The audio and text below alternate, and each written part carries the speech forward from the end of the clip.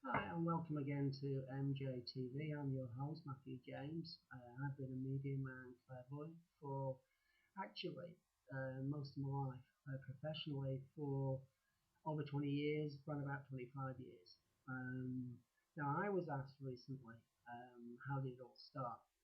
When did I know? When did I become psychic? How did I go about it?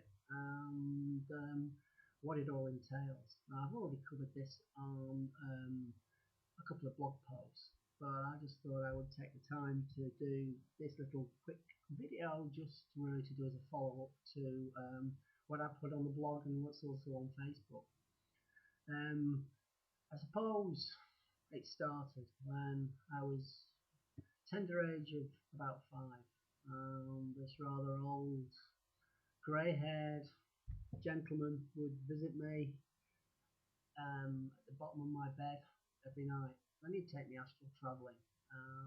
He'd show me the sights. I would go astral travelling here, there, and everywhere, and I did it for a number of months. I mean, I can't remember the exact details. It's just something that stuck up here.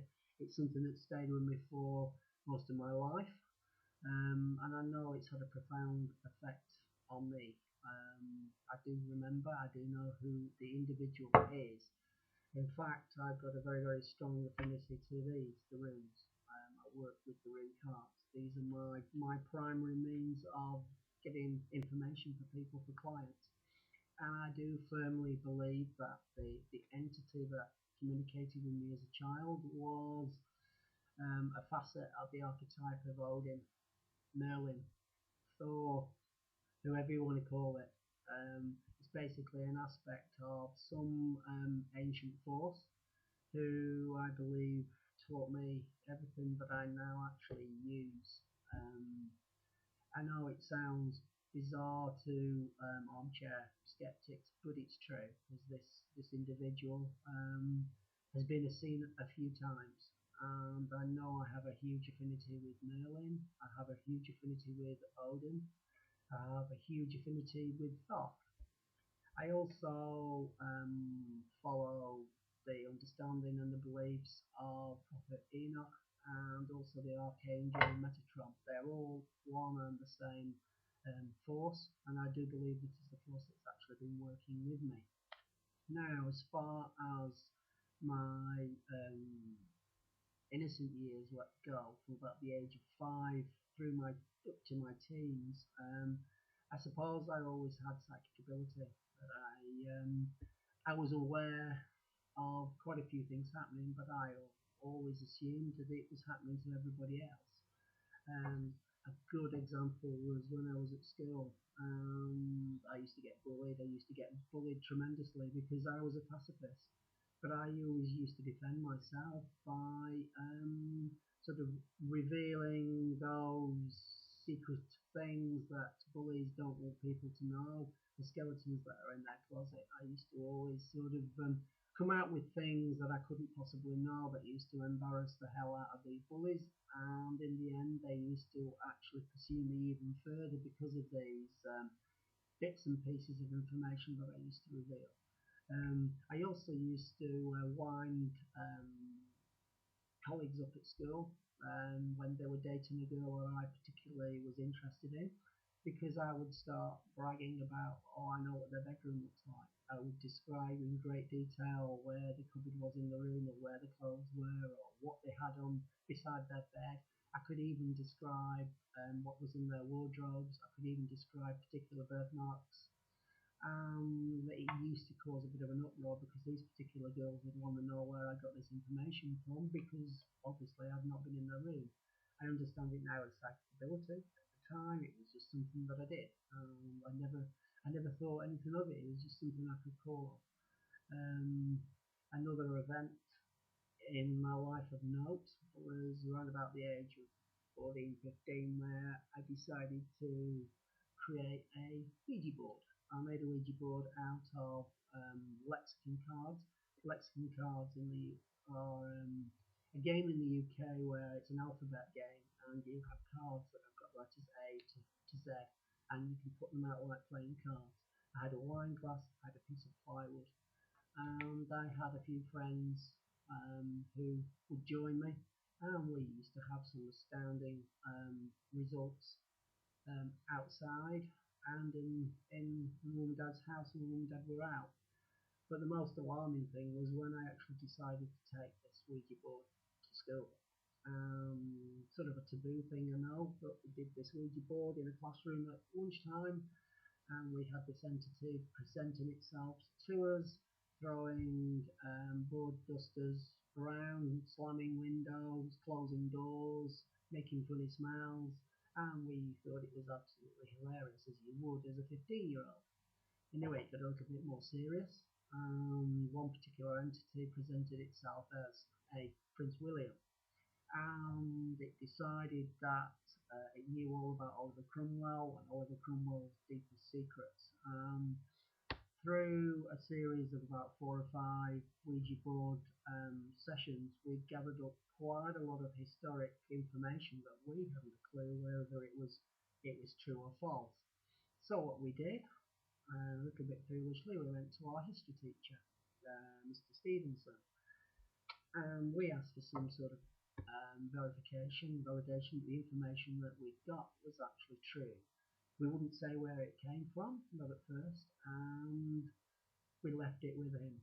He went to Manchester University Library over other matters, something to obviously he was a history teacher, so he had other studies to do. And obviously, in that time there, he decided that he was going to investigate our information because it was very controversial. He came back to us about 3 weeks later, wanted to know where we got the information from. Remember, we didn't have the internet for that.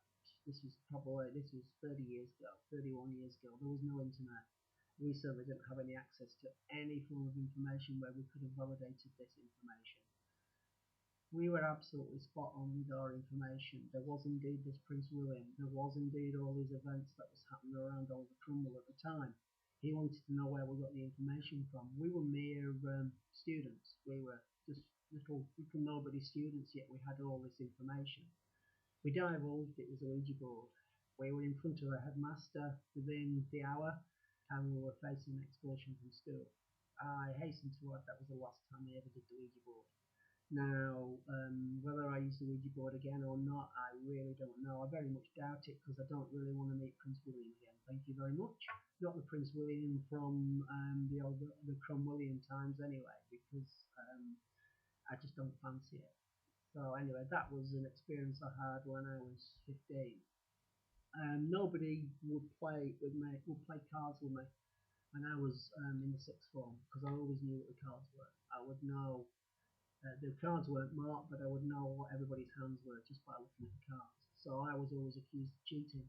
So yeah, I got a bit of reputation for not to play cards with him. He has marked cards, even though I didn't have marked cards. That was obviously sixth form.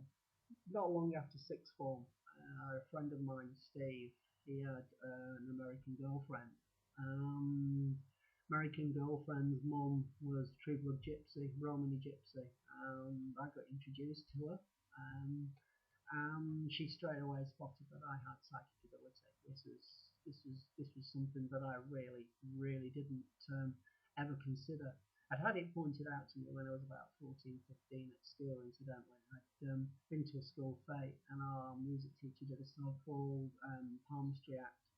And she looked at my hands and she went, something very profound at the age of 24 is going to happen to you.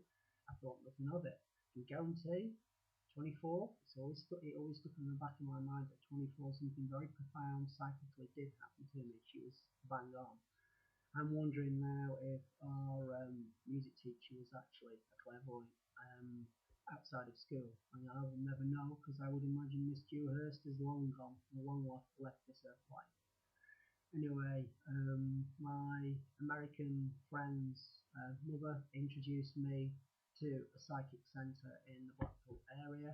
I got introduced to Paula Paradema, and the rest is history.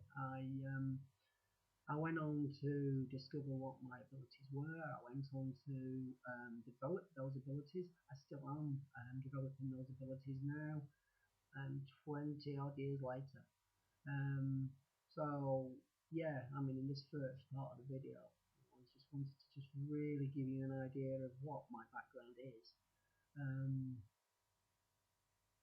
and really, the following parts to this video is where I will then go into each of the abilities a little bit more. I'll probably explain these things more, these runes, these favourites of mine, these particular cards, which I've put upside down, but there you go. I'll explain how I work with those more, and how I also came to actually purchase these 2 packs of cards, which have played a big part in my life. We have Aquarian runes, we have the Merlin Tarot. Aquarian runes were developed obviously from the philosophies of Odin. This is based on the life of times of Merlin. Everybody's heard of Merlin. Not very many people realise that these 2 people are one and the same. That Merlin and Odin are the same being incarnating in different lives. So obviously I have got an interest in both of these entities. So yeah, these are the first cards that I ever really bought. I believe I bought the runes first. I bought the runes in I think it was the late 80s. And I then bought the Merlin Tarot. There's a story around both of them because I never intended buying either of them. I walked into a Sweeten's bookshop in the UK looking for something, but I didn't know what I was looking for. And both times I went into the New Age section of the bookstore, and walked out with a pack of cards that I didn't even remember buying. When I actually got the Merlin Tarot cards home, and I opened the box and I opened the book, I actually read a passage in the book that I've never found since. And it referred to the fact that Merlin chooses you and the Merlin Tarot choose you, and you don't have much choice when they choose you. You need to work with them. I've never ever found that passage since, but it was there in the book because I read it and I remember reading it, but I've never found it since. The Aquarian runes, within about 3-4 weeks of buying these, I was reading a couple of friends at the time. I've not had any practical experience of actually working with these at the time, but everything I actually said was absolutely spot on, even down to the fact that I did a reading for me and a friend of mine at the time. We were due to go on a long hike along the West Highland Way in Scotland. I turned these cards and I told my friend that basically we were going to have this huge fallout, and we were going to have this argy-bargy about this trip. It came absolutely 100% true. It wasn't a self-fulfilling destiny. It just happened, and it happened exactly how I predicted it. So these are basically the background into how I actually started, because I've had these cards ever since, and they play a major role in every reading that I do. I call these now my relationship cards. They deal with relationships, situations that are around people in their lives and their everyday. The kings and the queens in this deck, I always relate to the type of relationships that our people are in and what they can actually anticipate. These particular ones here are brilliant for giving me insights on what I need to talk about. Anyway, more about these things in the next video. So for now, I will wish you all a good day, and I will I'll speak to you again soon. So bye for now.